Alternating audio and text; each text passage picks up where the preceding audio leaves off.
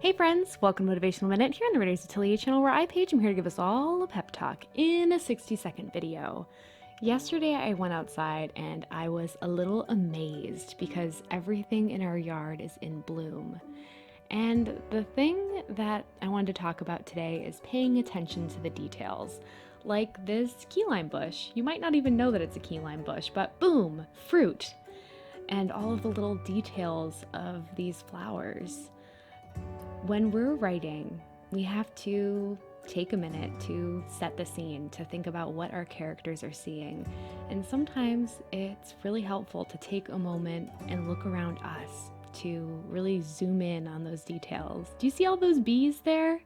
You could easily just describe this as an overgrown plant, but no, it's dill that's sprouting up flowers that the bees are buzzing around pollinating. Think about those little details, zoom in, subscribe for more motivation and inspiration. Check out the links below, and I'll see you next time. Bye!